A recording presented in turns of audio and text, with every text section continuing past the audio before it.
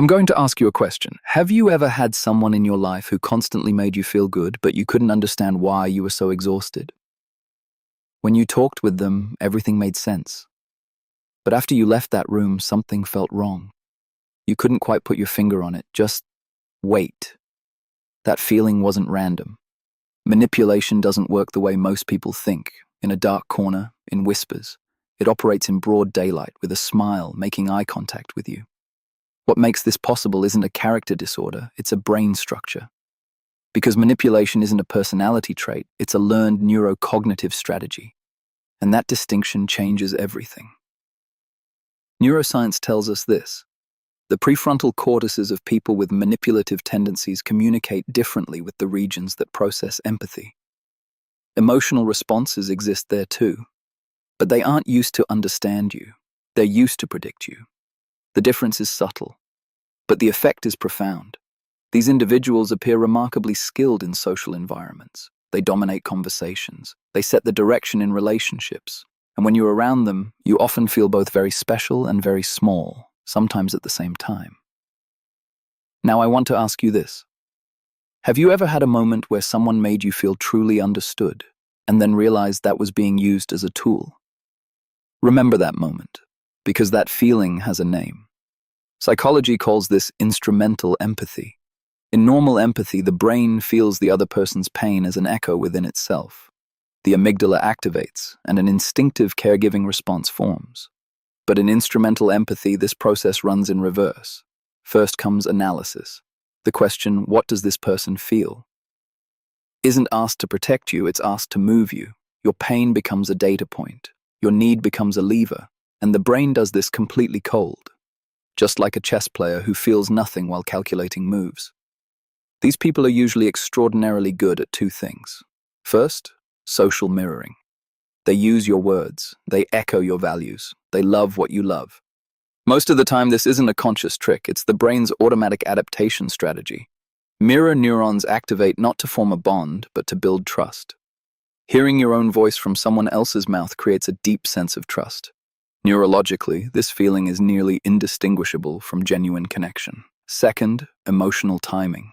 They approach you at your most vulnerable moment, when you're tired, undecided, in need of validation. This is not coincidence. The brain detects vulnerability signals without awareness. The drop in voice tone, the avoidance of eye contact, the shoulders slumping inward. All of it is being read. And at that exact moment, kindness arrives. Because your defenses are at their lowest, these gestures take up much more space within you. But here is something most people overlook. Not every person who displays manipulative behavior is doing it knowingly. Some learn to manipulate in childhood just to receive love. Asking openly didn't work. Speaking directly brought punishment. But through emotional pressure, guilt, or silence, it worked. The brain recorded this as a survival mechanism. In adulthood, even in safe environments, the same software continues to run. No conscious intent, but the same effect. This doesn't make it innocent, but it helps us understand. An understanding gives you something. You don't have to demonize the person across from you. Understanding them is not excusing them.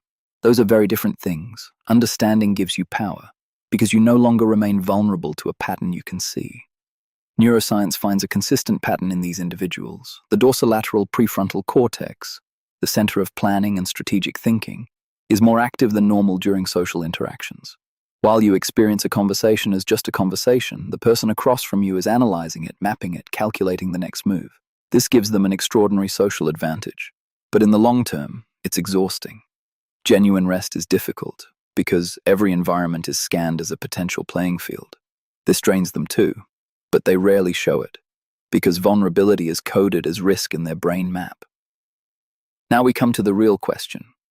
Why can't you notice when you're caught up in this dynamic? Because your brain processes social connection before threat. Oxytocin, the bonding hormone, when activated, temporarily reduces critical thinking, so your natural defenses weaken against the person who makes you feel good.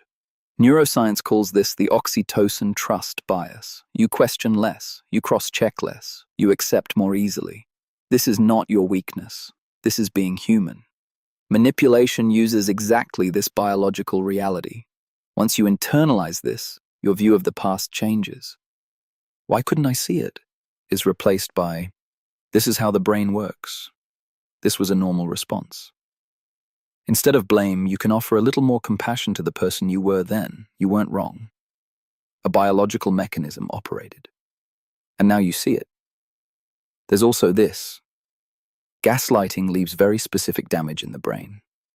In people whose perception is constantly questioned, the anterior cingulate cortex, which processes conflicting information, becomes overloaded. The brain is suspended between two realities: what I feel and what I'm told. This chronic dissonance manifests as exhaustion, indecision, and loss of self-confidence.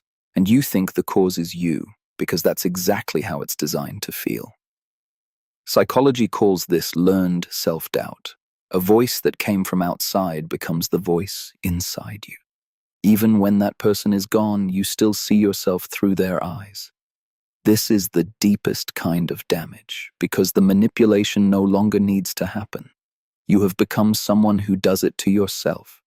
This is exactly why the weight you felt after leaving that room matters. That feeling was data your brain had been quietly collecting, finally rising to the surface. Your unconscious was trying to tell you something. The words weren't there yet, but the feeling was real. Psychology calls this gut-based incongruence detection. The body recognizes inconsistency before the mind does. The tone, the timing, the direction of eye contact, all of it told a different story. Your unconscious compared the two, registered the mismatch, sent you a signal you already knew.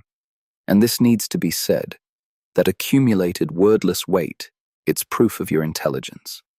Only a mind that truly connects, that truly feels, can carry such a subtle inconsistency. Having felt it doesn't make you weak. Having noticed protects you. So who is most vulnerable to manipulation? Research shows a clear picture. Individuals with high empathy are more vulnerable.